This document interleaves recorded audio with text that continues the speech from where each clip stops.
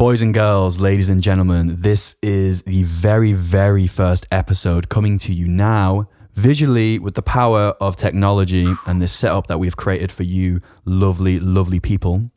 This, I don't know what episode it is, but we're going to call it the first episode of the actual podcast for RET. That's probably going to go on YouTube. It's going to be going on some kind of visual platform.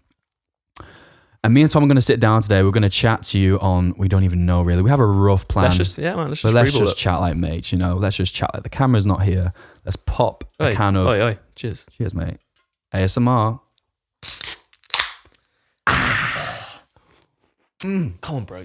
Get on that new desk, man. Your new desk. Come on. What's going on, people? So welcome. Elixir. Welcome. It is good to have you here. Yeah, so me and Tom, we've got some questions as well. Like, think of this part Q&A, part podcast, whatever you want to call it, part chat and whatever we think about.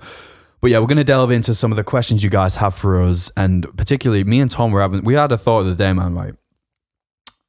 When we were chatting about, obviously we've been speaking about how to deal with lockdown. I think everyone's kind of bored of, listening to other people of how to deal with this because at the end of the day, it's not easy. But what have you been doing with your clients? Because I know we were speaking about it the other day with the coaching, obviously, being able to coach people without a gym. How's that been a challenge for you when clients are like, what do I do? Well, the biggest, do you mean a challenge for me or a challenge for them? For you, like, okay, right. Usually you would just be like, so just purely from an online coach's point of view.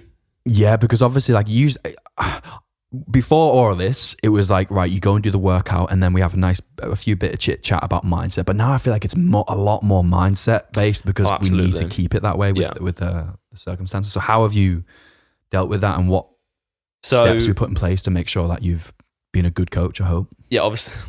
I hope so too. But obviously during lockdown, it's definitely turned into a lot more just, despite the fact that a lot of clients can't train to their full potential at the moment. They don't have access to gyms or anything like that. A lot of it has turned to mainly just helping people incorporate daily habits and just holding them accountable for the little things. So for instance, we can't get into the gym when you can't maximize our training. So a lot of it has turned into kind of making sure that you're listening to clients empathetically. A lot of coaches, when it comes to fitness, especially, I know in this coaching scene, a lot of them purely base their coaching on purely here's your diet, here's your nutrition. Here's your diet, here's your training. Let's go. That's it. But now it's turning more into a week by week kind of, consultation with clients or checking with clients. And it's very, all right, how are you doing? It's not necessarily, how's training and nutrition going? It's more of all right, let's cut down to it, training, push that aside. It's not as good as it can be, but how are you doing mentally? And, what have you been doing in this time to make sure that you're staying on track and whatnot? Do you think it's been a blessing in disguise for you? Yeah, absolutely. In what way? In just the fact that I can apply what I've learned now. Obviously, training, nutrition, everything like that, how that works, I'm good at that. I know how to do that. That's no issue whatsoever. I'm still constantly learning with that. You're always learning as a coach. And if you're a coach and you think that you know everything, then you're greatly mistaken. But I'd like to think I'm pretty well clued up on my training and nutrition. But when it comes to more empathetic listening, asking clients the right questions in terms of, making them realize maybe how they could resolve their own issues. Because obviously you can only kind of advise show them the door. They've got to walk through it, So I think it's learning how to ask clients the right things, how to listen to them properly, because, there's listening to a client and there's just giving them some advice, but then there's really helping them dig deep and have some, big realizations as to where they're going wrong and maybe why they're struggling at the moment. I think learning all that is going to apply in the future. Obviously when gyms open back up again, I think people are going to be more looking for, I still think even after lockdown, people are going to be suffering from a lot of kind of issues mental regardless. Health. Yeah. 100%. So I think any kind of clients that come on board in the future, I'm kind of armed with a few more tools now to help deal with that. I like it, mate. So overall, you think, I think, I don't want to say, obviously, people have suffered a lot, but selfishly, personally, I've benefited, I think, in terms of just working what you got. And I think it's just a testament as to say, you can always be a victim and you can always sit back and be like, oh, boo-hoo, blah, blah, blah. And well, I don't even care if it offend anyone, because obviously there's people out there like, oh yeah, but it's easy for you to say, you've got a business and blah, blah, blah, and you can, yourself. But I would still say, like, it's down to you to, like, I always say, like, reality is neutral. It's not out to get you. Like, okay, it kind of sucks, our perception of it, or at least, like I said, your perception of it. But what can you do? Like we always keep saying, and like you with your coaching, like for me, I've naturally gone down more of the lifestyle mindset development. Yeah. Like the questionnaires. Like a lot of my coaching now is like a chat like this, if they want it. Whereas usually it would just be like, which is fine, it works, like checking sheets, and then you do a video overview. But I find a lot of people just kind of want this almost like counseling. Yeah, exactly. Thing. Well, obviously with the online coaching, the personal one-to-one kind of old school aspect of it, being with someone directly has been removed. Yeah. So it is. I think a lot of online clients now jump on board and then, because they see like an easy buck to be made and thinking it's easy. Yeah. Like, it can be easy if you purely just jump on and you give someone an experience where, because at the end of the day, when someone comes into coaching, it's like you take on a new client on board. They're purely in for it. They're just expecting their training and nutrition. But I think as they go along themselves, I think they realize more like how, because obviously when you check in with a coach every single week and you're managing these like variables, you're keeping an eye on your training, keeping an eye on nutrition. I think you quickly realize how much like your mental health plays in that as well. Because if you're not, straight up here, it's going to have a cascade effect on your training and nutrition as well. 100%. So I think when clients, it's not until you start working with people on a one-to-one basis, you actually realize how many issues people have. Yeah. We're all fucked up, all of us. Slightly. Everyone is fucked up in their own kind of ways. Whether you think of like, if you're watching this and you're kind of feeling like, that you don't, I'm weird, or everybody's weird. It's only me that's thinking this way. Like, no, absolutely not. Yeah. Everyone's got their little kind of like skeletons in the closet, and that's one thing that's coaching has taught me is how like it sounds bad, but how fucked up a lot of people are. Yeah, man. I think there's like a Chinese saying of you have 3 masks. There's like you have one mask that you show to society. You have another one that you show to just your friends and family, and then I think maybe it said like you have one that you don't show to anybody else. Something of the sort like that. So it's basically saying the one that comes out at night. My favorite one. Play with him. Wait, what? But yeah. The one that explores the weird part of the internet. I love it. The one that clears the browser history. Oh, he's seen too much. In private browser, delete. If only he knew. I'm just picturing Jim Carrey in the mask right now. Mate, you don't even know. Oh, God. Yeah, but no, in a way, like, if this pandemic, regardless of the fact that we've both still grown in terms of our online coaching businesses during this pandemic and lockdowns, cancelled. Regardless of that, we have grown, probably not as much as we could have. The fact that, like, on my check-in sheets, for instance, now, like, I've incorporated these sections where I just ask a load of questions regarding wins of the week, mentality, wins of the week, etc. Little things that people you wouldn't usually consider. And when people start off by using it, the kind of they write down like, wow, what was your biggest win of the week? Like, I don't really know. Stuff like that. People don't really think about that. People don't pay attention to that. But I think over time, it's quite interesting to see, they start to open up and you see they're like, they actually start realizing, the little things that they are grateful for, whether it was like, helping out their parents, cleaning around the house, little things. And it's nice to see that kind of change because they're being reminded of it every single week. They're being proactive from check-ins and whatnot.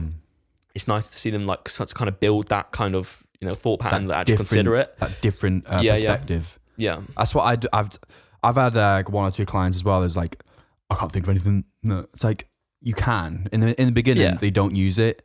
And then it's over time. That's the whole, like, if when people say like, oh, how do I change my mindset? How do I change this about my behaviors, my actions?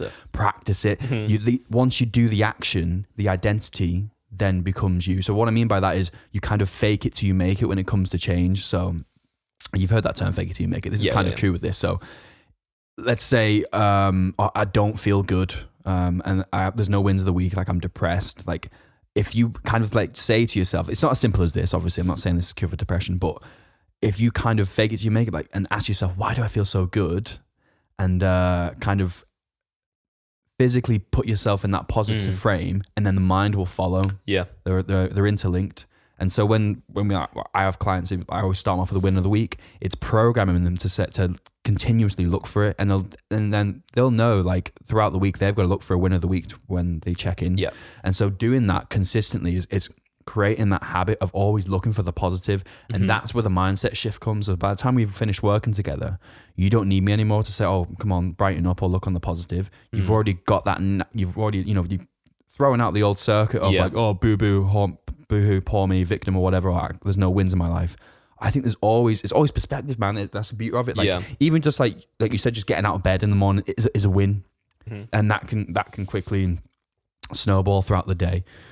But yeah, I think that's a great tactic in terms of getting clients' mindset shifted in this current situation. Start planting seeds, planting seeds, man. And but yeah, from like a purely my benefit standpoint as well. Like I know that as I move forward now, even hopefully when we do move out of the current circumstances, I'll be armed and ready to deal with. I'm not saying I'm like a psychologist or anything like that, or I'm.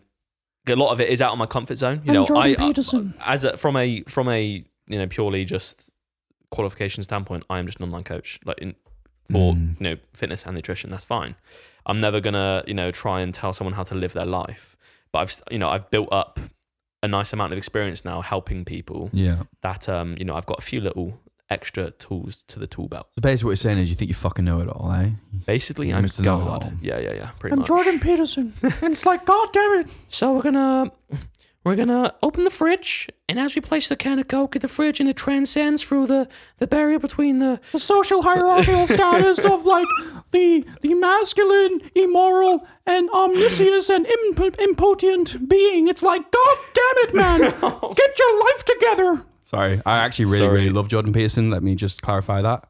But, I've never actually watched Jordan Peterson. Mate, really. Next time, get a beer, little clips. Grab a beer like I do on a Friday night. Fucking sit down, 2.5 hours, biblical series, learn a lot. Biblical series. What does he talk about in that? The Bible. Does he just break down? It's got so many connections and symbolism, and there's a lot you can learn from it. And mate, it's crazy. Like these pictures of like Michelangelo of the classic God picture where Adam's reaching for God. If you actually look at that picture and what is actually God seated in, right? If you look at it, they put it next to a brain. It seems to be like he's sat in the brain, and what that symbolizes or is signifying is that God resides in the brain. It's like consciousness. Yeah, and it was just like it's so cool. Is that? Do you reckon that's actually like intentional? Intentional. Who knows? Your brain looks for patterns, but when you put the picture right, watch the biblical series. You look at it. It's interesting. It's not definite, but it's nice to entertain. I kind of want to overlay that here now. Overlay it. Video, mate. Oh, like right. But yeah, if you look at it, it's like that's too coincidental. I don't know. Like, obviously, your brain looks for patterns, but it's fascinating, man. I think there's a lot to learn from it. I think there's a lot of. I don't know if it's Stoicism. No, Christianity took note from Stoicism, didn't it?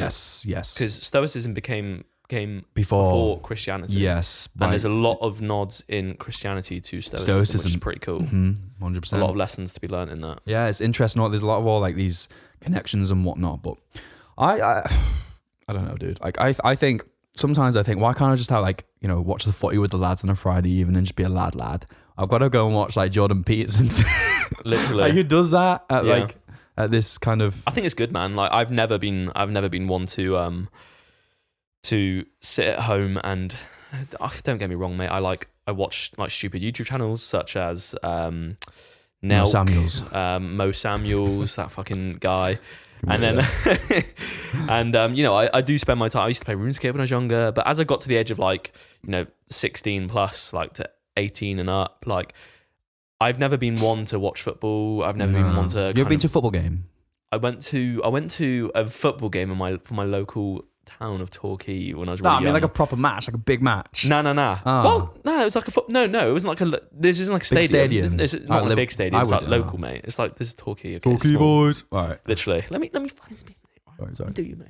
I'm joking. Fucking start having a brawl. No, so I went to a local game, and I remember my brother said to me he's never ever taken me to a football game ever again because I spent more time looking at like the little seagulls sat at the top of the top rim of the stadium more than the actual players like playing football. So I never went again, mate. That was my first and last experience of a football match. You don't like football then? No. Can Like, you play it? No. Mate, I've got more dexterity and coordination than fucking a slug. An actual slug. Yeah. I'm bad. I'm good at bat and ball games. But when it comes to like anything that requires coordination, I know that does as well. But for some reason, I'm just good at that. Nah, especially with the feet. You just shit with I your like legs. fall over myself. Yeah. Well, that's probably why they're skinny, mate, because you don't use them. Yeah, probably. Honestly, What I'm going to do is... mate, 99 wood cutting isn't going to build muscle on those legs. I'm telling you, mate. But your fucking Didn't achieve finger, this- though, to press that for like days. For strong as fuck. What about you? Claw! was you good at sports like football and that, or? This sounds really cocky. I was good at a lot of things. Like I would just love being physical as a kid. I was climbing trees. I was falling out of them, jumping off shit. I would try football, rugby. I never really knew the rules of like rugby per se, but I would try my heart. Like if we were losing in school and we were on a losing team, I would play my fucking heart out. Like I don't care if it was 10 down. Come on! Literally, like was it Heart of Courage? Heart of Courage would be in my head. I'd be on the side of like the retards. And really, you're just like you're watching yourself from a third person perspective. You're just like some fat kid just like actually hurtling it down the line. Like Yeah, just failure. But yeah, I've always loved sport, and that's actually one of my regrets, man. I wish I would have, or my parents would have encouraged me to join a team like jiu-jitsu or karate or rugby or football and really commit, because I think there's a lot to learn from it. And it's like it's good, like see men get along with like groups of men, like they celebrate together. It's tribal. I think that's why it's so popular to like go to a football club. I just think it's really healthy, a bit of banter with the lads on the weekend. Did you ever heavily get into competitive sports that were not? No. Why? I wasn't pushed for it. But why? But I mean, if you weren't pushed for it, I was right. I in high school, I was into it, but I was more into the gym and skateboarding. Well, it became skateboarding, and then it was the gym, and I was so it's more obsessed. like solo stuff. It wasn't like competitive 1 versus 1, was it?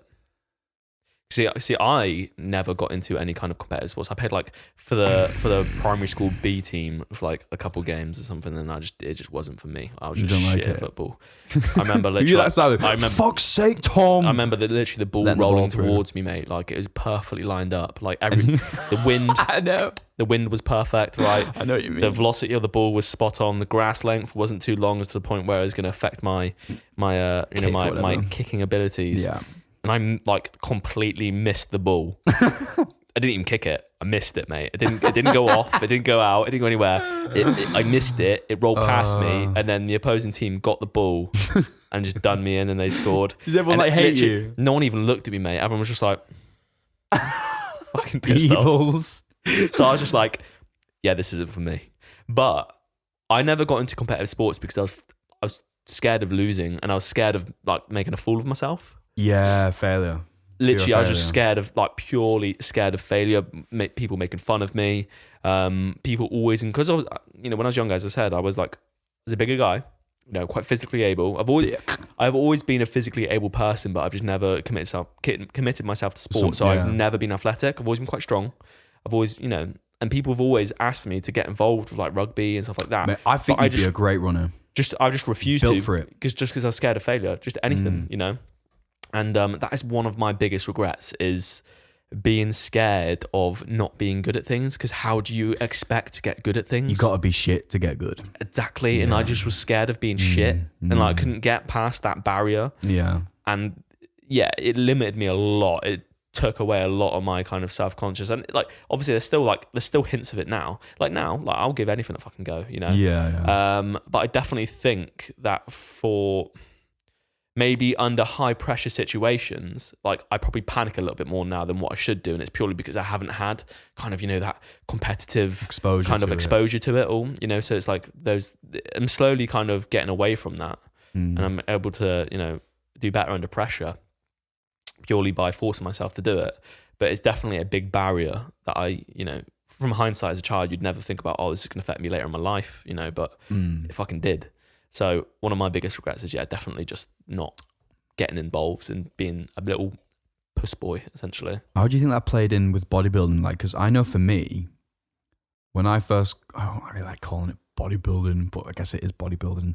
When you got into the gym, for me, it was like, I liked it because it was fair, because it was just a matter of if you put in the effort, you'll get the result. And so that's why I just got like, and I've got like ADHD, I think. So I just got like, it got to the point, mate.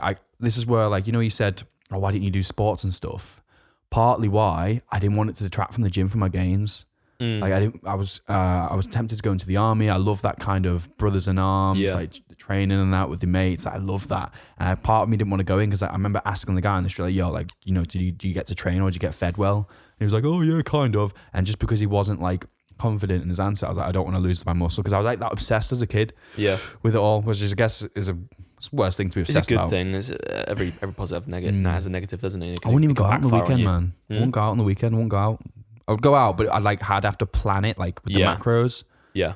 So that's when it gets like upset. I think it's good though that you've been on that extreme, because now you've realised like that, okay, unless like you're literally wanting to be an IFBB pro or something like that, it's not really that deep. Yeah. And you can go out, you can enjoy yourself, and that's what we try and preach on here, Go away. Like, you're insecure. A lot of bodybuilders are insecure. So like that's partly why the reason why a lot of lads get into it. Like I was insecure. Someone called me not fat, but I thought you'd have a six-pack, Alex, being able to do flips, because I was doing trampolines in school. And then that kind of dawned, oh, like I'm getting judged on my looks. And then when I first got into the gym, I remember watching Never Back Down. Oh, mate, what a film. You remember watching Never Back Down? You haven't watched Never Back Down? No. It's like the classical teen beats the bully guy, and mate. Who's it got in it? What's that woman who's like, she is apparently mathematically like the most gorgeous woman. What's her name? Blonde. Don't know. Oh, she was really young at the time anyway. And she's in the film. It's called Never Back Down, obviously. Anyway, when you watch that, I was like 13 at the time. And I remember all my mates, you all just went to the gym, like just the nearest gym we could find. It was all full of like stead heads. And it was just a proper rough gym. And I was like, well, okay, what do I do? And when you first go to the gym, and you have no clue, and you just stick to the one exercise because that's all you know what to do. So I would do like 10 sets of like tricep push downs because that's all you know what to do. But I remember like I had no clue. Like I would just do what everyone else was doing. Yeah, this is right. Yeah, like I would look around as I'm doing it, I'm really self-conscious, whatever. But then I remember like the first taste of a compliment. I can't remember who it was, but I remember like, especially from girls, man, at that age when I was like 15, 16. Well, it wasn't even the head. It was like, oh, this is like, I'm gonna go all the way with this, because you were as a young lad, like you just want to be accepted, you just want to be validated, and you want to also kind of impress yourself, but also others. I think it's a normal thing. I think it's a healthy ego as a man. So when you get that taste of that, especially in school, and everyone's like, oh, have you seen Alex now? Like, he looks great. And that was like, yeah, that's right. And so like that obviously was like the catalyst for it all. But I went on some stupid diets. Like I did like the warrior diet, which is like just basically fasting. I used to have to come home with headaches because I'd be working in school with no electrolytes in my system. But going from that to training was that was a catalyst for me. But I can't remember, where was I going with that, with men who are insecure? How did I even get on that subject? You're just talking about the extremes of it. Oh yeah, so that was like, obviously that was like the catalyst for the extremity of it. And then I did my first cut, and then I bulked for like 2 years, like hard cut. Like this is where I got the stretch marks from. I don't think stretch marks are that bad, to be honest with you. It doesn't really bother me. No, it doesn't really bother me. A lot of people are like, how'd you get rid of them? Like, you can't really. Not really. I think you can get like laser surgery. Yeah, laser. Maybe like if you want to do like a derma roll, like a deep one for like a whole year, it probably will like kind of fade them a little bit, but it's still going to be there. Yeah, if you're that bothered, like I think it doesn't bother me. They're marks of your battle scars. Battle scars. I'm fucking better than you. Like, just fuck off, mate. But yeah, I've got them all over my legs, and that came from. I didn't grow quick enough, mate. I've got none. I just haven't grown since I first started training. Did you train hard when you first trained? Well, if I trained like that now, probably no. But like, I've never. That's the thing. I don't think I've ever had like. Do you know when you see these guys in the gym that have just got fucking dog crap form, and they're like, "What are you doing here?" kind of thing. I've never been like that. I don't think. So, I definitely train hard. I just didn't do anything with my diet. I was just like, yeah, more protein. There we go. I didn't like bulk. Oh, if you know what I did mean. you I never know? like bulked. I fucking bulked. Yeah, no, you'd be all like a passive extremes. I used Aren't to you, have you know? raw eggs and full fat yogurt in there, and Yeah. it was horrible. Yeah. But Reeling it back to kind of like the fear of like failure. And so with I feel like it kind of benefited me in some strange way on my prep. So for instance, I don't know. When I did my first show and I came second. it's good for your first show. Good for my first show. And to be honest with you, mate, when I lost, I think like considering I used to have like a massive fear of failure, I think I kind of just accepted the fact I lost it easier. If I was someone that is into competitive sports a lot when I was younger, you know, gotta win kind of thing, you know, win or nothing, I think I would have took like losses like that a lot more to like my you know. But because I've never really competed in anything, and for instance, I think I've won one medal in my entire life.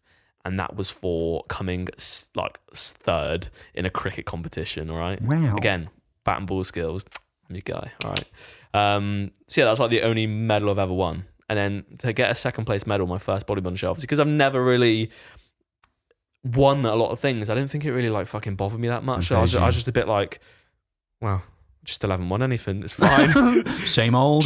Nothing's changed. I'm always a loser. Yeah, just keep going. And like, I think it's a good thing, man.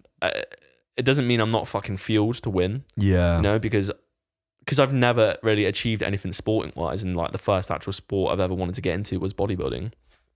Well, I call it bodybuilding, men's physique, because to be put it frank, like I'm not a bodybuilder. I don't want to be a bodybuilder. Nah. I don't want to be huge. Nah. Don't get me wrong. I want to be a naturally impressive physique. That's like you look at me and I'm just like, fucking hell, like he's in good shape. Yeah. And that's like another like 10 years away, right? Realistically. Just because obviously I haven't got the best genetics in the world, which is fine. So like I would like to take it far naturally, like maybe like I don't know, like a little natural pro card. But when it comes to like IFBB, like yeah, that's cool. You want to get a natural pro card? Yeah, Fucking hell, putting man. out there into the universe right now. Right, I want to get a natural pro card. Manifest your destiny. You may look at me and think, how the fuck is you going to do it? But I'll do it, and I'll do it whilst going out, enjoying myself, all that kind of stuff. Right, so just give me some time. But yeah, no, a lot of time. I'd like a lot of fucking time, like decades. I'll be 60, competing in the Masters. Pro card.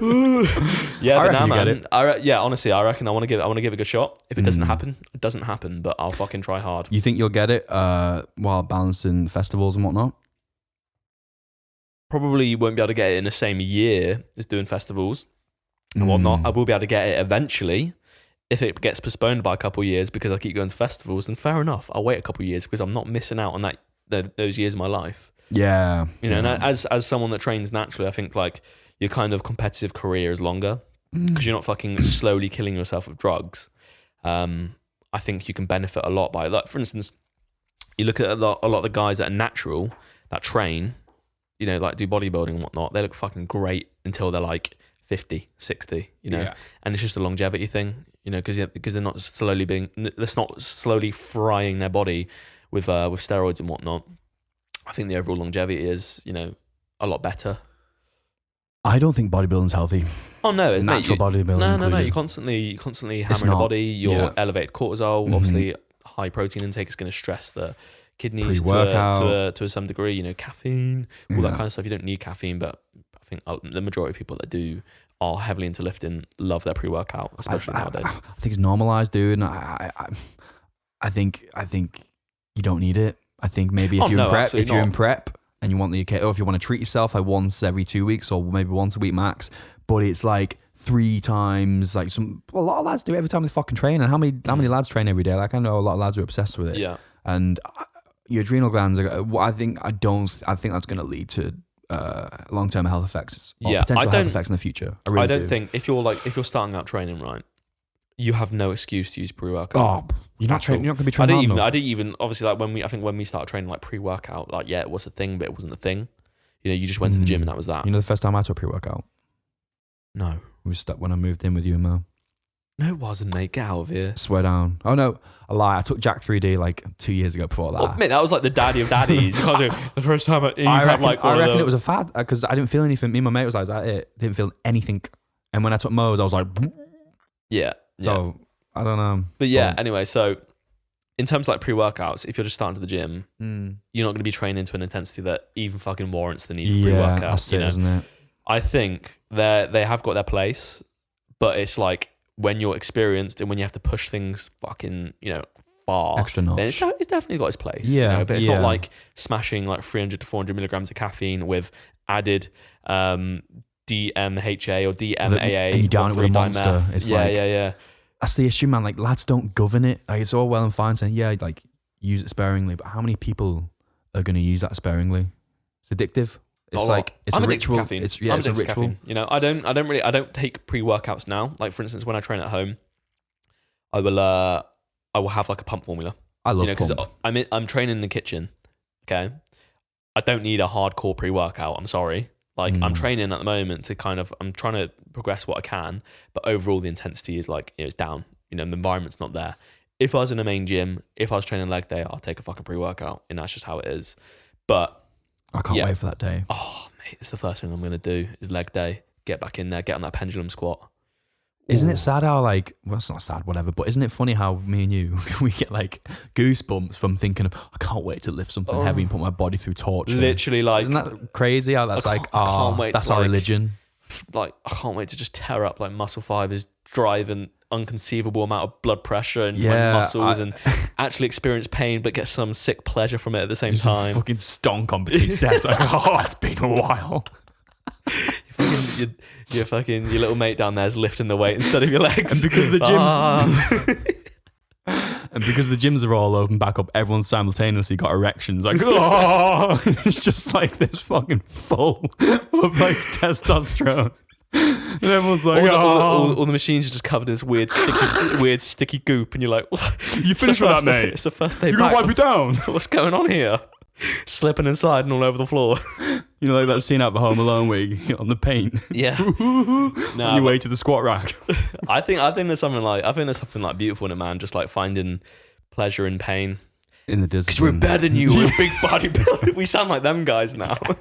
No, but honestly, I think there's something good about it, man. It's just ritual, isn't it? Stoic. I like it, man. Like, I would be doing it till the day I die. Mm-hmm. And it was hard for me to refrain from when I was doing the modeling, the fucking little skinny boy modeling. Yeah. I would still do it at some degree, like do leg raises or just do like loads of running. Yeah. I just love like that endorphins of the, I don't know what it's it is. It's the same thing, man. Like when you train, the endorphins you get from that, it's going to be that exact same than what you get from, going for a run. Yeah. I've experienced like runner's high is fucking great. BDNF. That's it. And then, you get the same thing from training, man, that kind of afterglow effect when you finish training, etc. Yeah. And you can't beat it. And I don't know. I'm not going to go into the COVID. Cancelled. Yeah, I'm not going to go into that. But I think it's very, very wrong to pull that away from people. But they've pulled a lot of things away from people, which is wrong. But anyway, I'm not even going to talk about that. Shut up. We talk about that every single time. Yeah, This like, podcast is not about that. Yeah. But I just want to say real quick as well, what was I going to say to you then? Something about that. About the working out. And then what were we on about? Runners high? No, it was runners high. It was something else. It was a really good input. Bonus in the gym? That was it. No, it wasn't that. I love it. Favorite subject. Talking about Yeah, I'm wearing leggings as well. That's not a good situation to have a boner. The working out and the... I can't even remember now. Don't worry about it, mate. Just talk over me all the time, man. This is what annoys me about this. Like, legit, man. This is serious. I can't be straight, mate. Alex, we've got an issue here. Tom, listen. They'll come back to me. But it was about the working out but loving it. I can't remember. Sick satisfaction. Yeah, it was something about the discipline about it. Just the ritual, the morning routine, daily routine. That was it. I don't feel like... If you would say to me like, yo, I'll give you, I don't know, whatever you want. I don't know, £1 million. You can't train for, say, 6 months. Wouldn't fucking do it. Legit. I couldn't do it, mate. Well, maybe not a million. All right. Set up a home gym. Yeah. Well, no, like you cannot train. You can't train anything. You can't do push-ups. You can't do any kind of exertion or running. What about diet? Is diet affected? Oh, you can diet. You can eat. Okay. But I don't think you'd want to diet without training. I'd do that. Yeah, $1 million. Okay, fucking hell, mate. But let's say, I don't know. 10 grand. No. Nah, definitely not. Like really for six. Okay, so let's say the average income for a person in the UK, 20 odd grand, like 25 grand, half that, 6 months, 10 grand. Would you not train for 6 months, 10 grand? No, No way. absolutely It's not. That's a fucking no-brainer, mate. Yeah, nah, definitely. I value my health and whatnot more than money, 100%. Well, I just don't feel the same. Like I can't. It's a knock on. I can't sit still and do like boring, monotonous work or whatever you have Which to we do do on a laptop. anyway. Well, most of the time, Yeah. but it's part of the process, and I can't do that without having gone for like some kind of exertion of maybe it's a big long walk or working out. I can't go throughout my week and like not train. I don't know if like, because obviously like there's a lot of tech geeks out there who just work from home all day. Yeah. And that's their life. Web designers and stuff like that, yeah. But again, this might be a bit ignorant of me to say, but I don't think that it's any coincidence that a lot of these people that work from home and tech geeks have like anxiety. And I don't think depression is related to it, but definitely anxiety, because you're not getting that energy out as a man. Yeah. You know, I think it's good to grunt. I'm sure it's something related to like, if you grunt, should be grunting at least once a day as a man. Testosterone, just randomly. What was that, honey? R.I.P. Sorry. Can't. But yeah, I think it's so important to be, obviously girls as well, to have the exercise. But I think for men, like we are designed to be physical. Yeah. And to not obviously like take that, to not engage with it, to not celebrate it, to not embrace it and be like, yeah, let's see how much I can push my body. Let's see how far we can actually push the human physiology. That's the thing though, man. I think that's all just subjective. I think that's just not subjective. That's because that's what you know. All right. So you can't imagine the opposite side of doing nothing. I have before I worked out. But then people, not really though, because like you've always been, as you said, an active kid, you know, whatnot. But I think as people grow older, like you ask people who are in that position, you say, "Oh, you go gym?" Like, fucking, like, no way. Yeah. Like they can't even conceive it. Fathom it. Like doing deadlifts or like, you know, bench press, and they can't even fathom it. Like, nah, why would I want to do that? It's crazy. You know, throwing weights around like a monkey. But then I would ask, how's your mental health? Well, exactly. Yeah. So it's like, whether you like it or not, you don't do things because you like but it. Guess what? Those guys that don't go to the gym are now thriving, and we're here like, yeah. Who's the real winner? Who's the real winner? I guess so. They're happy when there's no gym, and they're happy. Well, they're not. They're obviously not happy. I'm happy, mate. Do you know what I'm trying to say? It's I love my little kitchen workouts. Yeah, no, it's true. You don't have to miss your post anabolic window. Think about it. Oh, true. Straight to it. Yeah. Remember that back in the day? Yeah. But mate, you didn't have to worry about that with your chicken in the back of your pocket, did you? So yeah.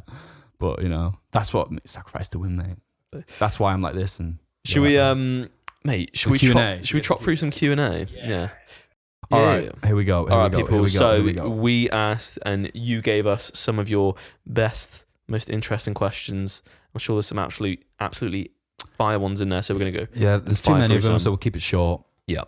So the food industry. Okay, someone says the food industry and how rubbish food is much less expensive, hence rewarding you for eating it. Thoughts? What was that? The food industry and how what's much less expensive? Literally, so quote, the food industry and how rubbish food is much less expensive, hence rewarding you for eating it, unquote. That's a lie. What's a lie? Rubbish food is more expensive. If you actually break it down into how much quantities of food you can make from raw foods, like goods, like, you know, like whole foods, vegetables, etc., it's cheaper. But how many calories can you get for? Yeah, but in terms of like calorie reward, yes, that's why it's rubbish. But in terms of the actual quantity and how much it fills you up, and you know, 100%. But that's why everyone overeats on junk food, because it's so calorie dense, but yet there's no volume to it. Yeah. So what do we think about the food industry and them kind of rewarding junk foods being cheap? You want to go first? So yeah, you can go, mate, if you want. I don't blame him.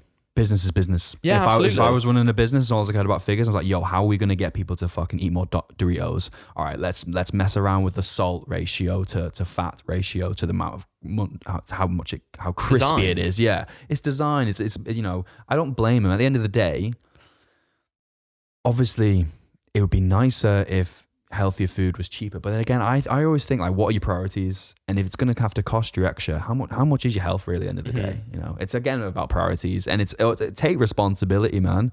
Like, of course, a pack of Dunkin' Donuts is cheaper than say like 2 packs of asparagus, and obviously that's going to taste much nicer. But it's down to you, I think, as a person to realize and be self-aware and acknowledge and accept that look after your body, and then it will look after you, not just physically but mentally. It's down to you to be an adult and not continue to reward these food companies by signaling, yo, we like this unhealthy food, make it nicer. So then that's why it's cheaper. That's why there's more of it, mass produced. So, and obviously we have the problem of agriculture. Like, how do you feed like 7 billion people with like tomatoes and organic and whatnot? But what I'm saying is, you always have control. Okay, regardless of whether you think it is a lot cheaper to buy junk food, should you say? But again, priorities, and I would rather pay the extra for my health. Yeah, absolutely. And even if it doesn't taste as nice, which I think actually tastes nicer once you like let your taste buds readjust. And you get some satisfaction from actually preparing it yourself. Yeah, man, man, it's it's a when you skill. actually go out your way to cook something. Not only are you getting the obviously health benefits, there's also that, you know, kind of internal satisfaction of like you haven't gone the cheap and quick way about it. And there's just a multitude of benefits. But yeah, all kind of, you know, mass produced consumer stuff. Yeah, like some of it is going to be cheaper. A lot of it's fucking expensive, like really expensive, and you can make alternatives at home that are a lot cheaper, a lot better for you. And I just, you know, obviously it's going to be healthy in the long run. But yeah, a lot of this stuff is mass produced, and because obviously it's produced in big factories, of course they can charge us, you know, a smaller price from it. And there's teams behind it that, as Alex said, design it, make it addictive, make the packaging all like attractive and whatnot. And that just appeals to that, you know, instant gratification kind of society that we live in now. No one wants to cook, you know. Nah, man, we're lazy by nature. Yeah, mate, of course we're lazy, you know. We're going to find the path of least resistance. And then all these companies are literally just designing these, you know, products just to fit perfectly within that. So my opinion on them is that it is what it is. You can't really change much about it. You're just going to have to, you know, ask yourself what's more important. Yeah, so yeah. That's literally it, you know. It's probably the worst advice ever, but it's literally just how it is, you know. Yeah, it's probably not what you want to hear, but it is the truth. And there's nothing wrong. There's nothing wrong with eating foods like that, you know. Again, it's just moderation. I'm not saying you can't eat that stuff. Yeah, well, mate, it's designed that's by orthorexia if you're like too healthy. Yeah. So it's just moderation, guys. Next question. Advice for talking to camera / presenting. Not confidence, but format, mannerisms, etc. Okay. You go first. It's a hard one because it doesn't matter who you are, anyone that starts talking to the camera originally is going to be shit. Struggle. They're going to struggle. When you speak to a camera and you're not directly talking to another person, you're going to suck. Like, whether you realize or not, when you have a normal conversation with someone, you make so many errors. You stutter, you say the wrong things, and I think because it's an actual social situation, you don't really pay attention to it much. And also the other person on the other side, they're not really registering it either. Say for instance, if you're talking to you and you stutter, I don't really think, you just stuttered, you know? Yeah. But in your mind, when you're talking to a camera, you kind of pay more attention to it, and because you're listening to your own voice and you don't have that feedback from the other person, that confirmation that what you're saying is right or wrong or whatever, you kind of just, your mind goes into overdrive and you start to stutter, you start to listen to yourself thinking, I'm a fucking idiot, you know? I sound like an idiot. So my advice would be to like literally just pretend like the camera is a person. Yeah. I often find, I don't know about you, I think you do as well, like when we shoot in public, it's easier. Yeah.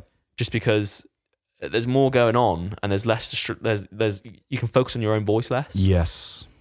So it's hard, and it's only going to be something you can get better over time. You have to keep doing it. You have to keep doing it. You have to be shit. You have to accept the fact that you're going to sound like a dick on camera. You know, I look back at some of the RIT videos, and although I'm still far from good, you know, like, not to compare and not to, you know, Mo is awesome, but Mo is doing. You got to accept the fact that Mo has been doing YouTube videos for like 5 years. It's his job. Yeah. He's been doing it for the last 5-6 years. Yeah, and that's a fact. So he's going to be, you know, just better at pretty much everyone. I thought it was a natural thing, man. No. I literally thought like, oh yeah, we'll just start the camera and then we'll roll. And then when it was press record, I was like, what's going on with me? Like, have I got something wrong with me? Like, I can't articulate myself. Yeah. Yeah, but if you look, not to out Mo, look back at some of our, you know, old RET videos. I can't watch it. I cringe. It's cringy. And you got to accept the fact that when you start recording, even now I cringe at myself. Alex cringes at himself. I don't like watching myself. Mo loves watching himself, but you know that's a different story. Himself. So like you've got to accept the fact that you are gonna be cringy. You're gonna feel uncomfortable on camera, and that's just how it is. You know, you're not talking to a person. You're talking to a electronic device that is taking in information through a glass lens and then outputting a fucking image. You know, it's a robot. Yeah. So it's gonna be awkward, and accept the awkwardness. And over time, you will start to learn to like it. You'll start to, you know, obviously actively go out your way to try and learn how to speak better to a camera. But again, it's just going to come down to raw practice, and that's it. Yeah.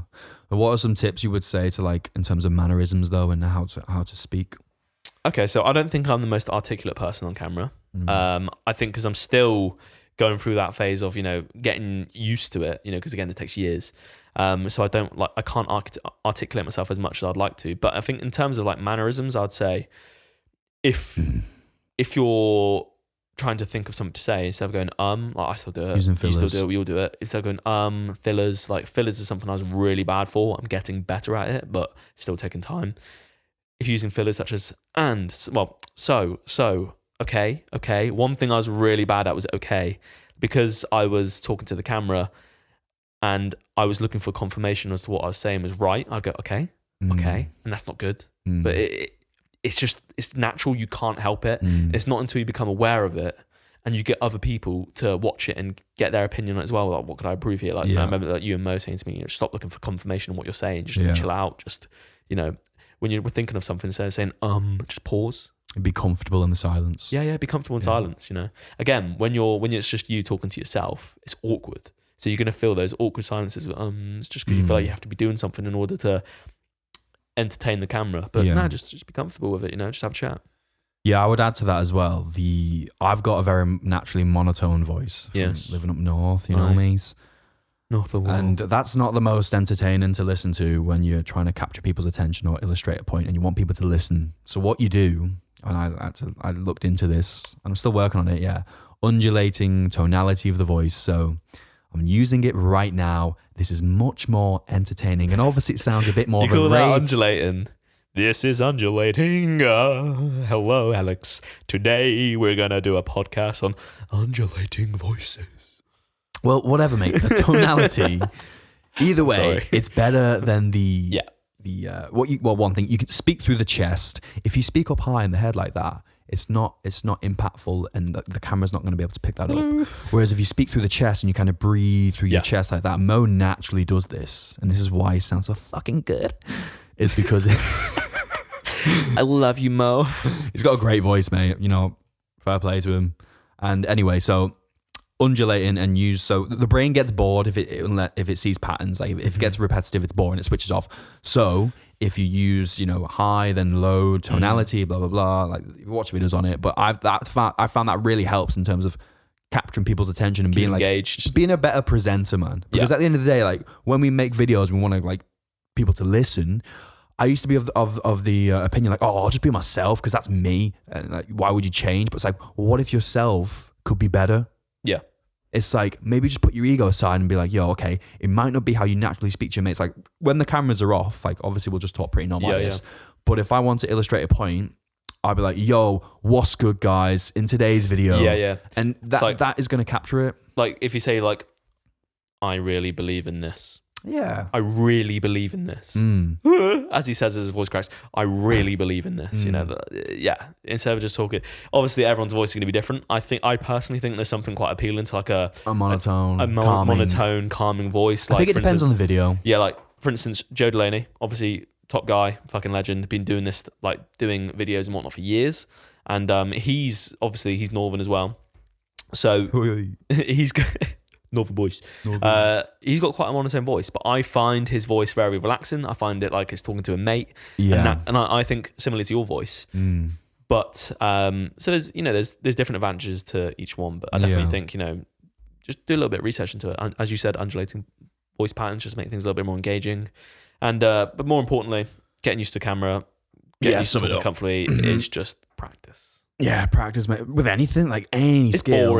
It's boring. It's painstaking. It's mate, embarrassing. how many times have we like had to not restart a video, but like you go over trying to get the same line over and over again? Yeah. Fuck, and just keep going and going and going and going. And sometimes I'll say something and I'll be like, I sound so depressed in that, or like Yeah. I'm trying to get a point across. And I'm like, it feels like I'm saying the complete wrong thing. And again, that's being maybe a bit too self-critical, but we are of ourselves. We're more critical of ourselves than we are of others. Yeah, exactly. So I think you have to keep that in mind. It's but I think it's a good thing. It's a good thing because it drives you to improve. Yeah, absolutely. So I think it's a good thing. Like, I had a client once actually say this, and he said he was scared of doing something because he's too much a perfectionist, and he didn't want to, essentially, like, for instance, what it was is he wanted to talk to a girl, and he didn't want to go out and do it because he's too much a perfectionist and didn't want to fail.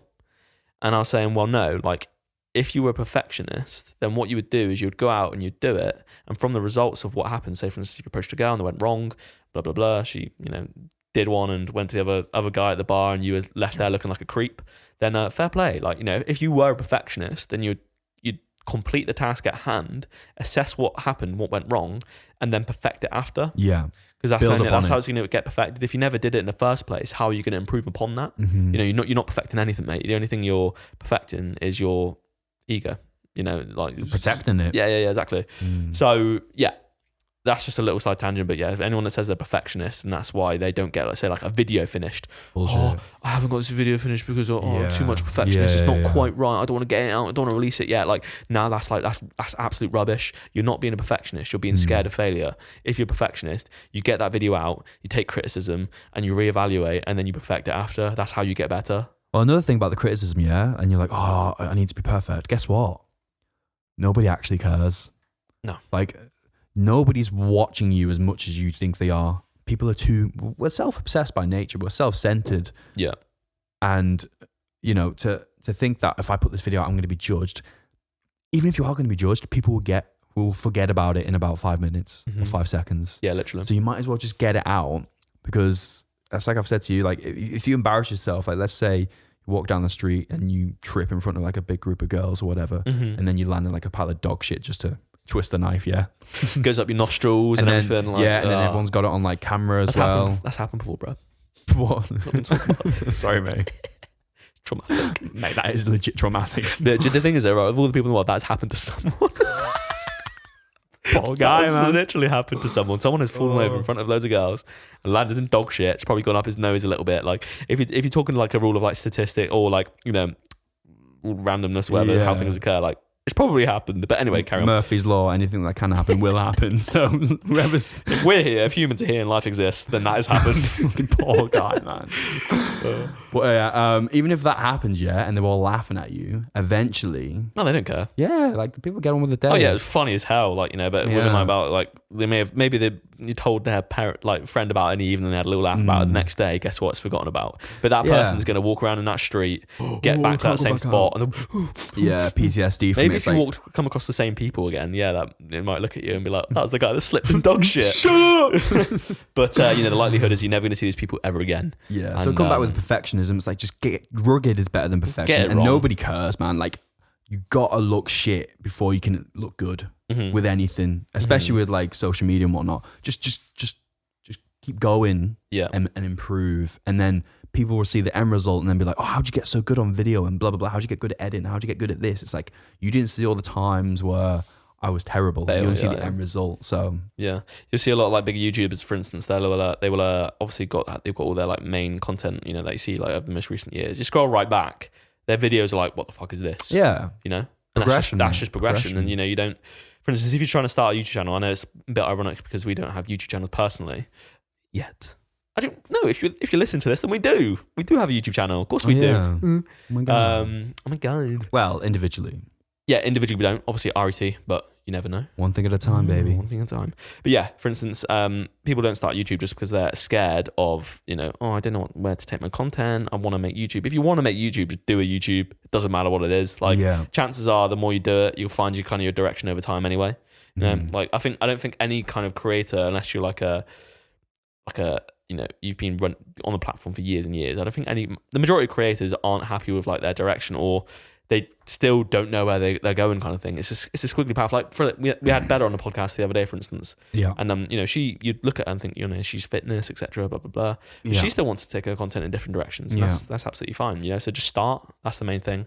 And then eventually over time, your direction will change and it will form over time. That's fine, you know. Piece by piece, baby. Just start. That's the main thing. Start, baby. That was kind of a tangent, but let's get another question on the go, mate. You want another question? Unless you've got some more to add to that. No, I got nothing, mate. One more question, mate. One more question. We'll call it a day. What festivals do we have tickets for? Creamfields. It's a must. It's a given. We go there every year. It's amazing. Potentially NAS. NAS is like where it all started, kind of thing. You know, that's where like this kind of like the seed was planted, and then this NAS is like grew. that dirty little girl, like just knows like it's horrible, but she's like really good at sex. Yeah. You just go back to her, and you just go back. Like, yeah. loyal, like, I shouldn't shouldn't do it. But I'm going to anyway. It's fun.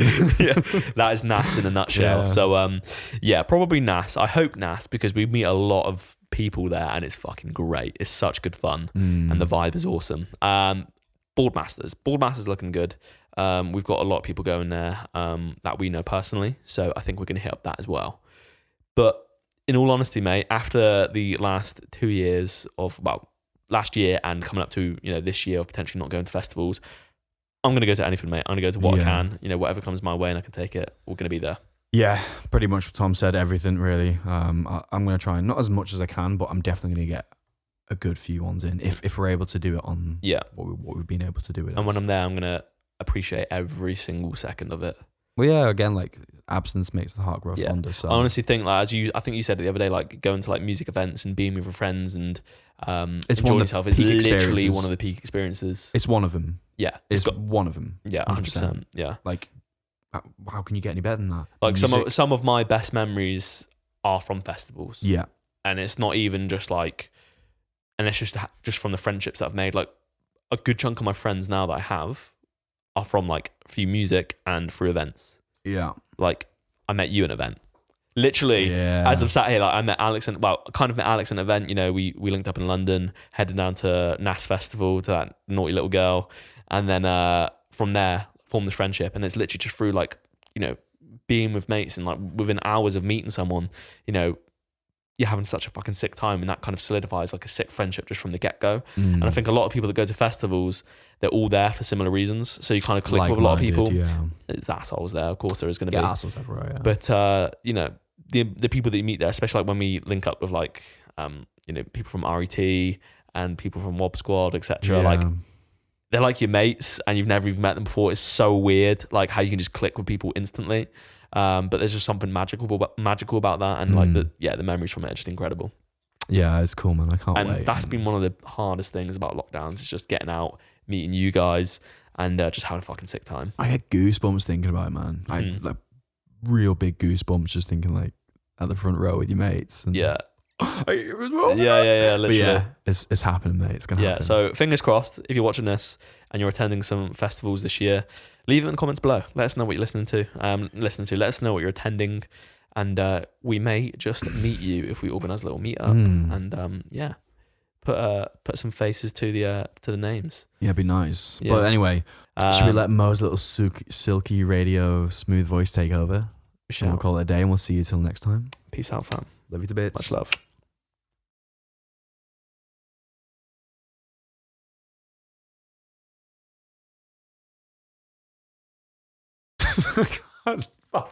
Welcome to episode 2 of the RT Podcast.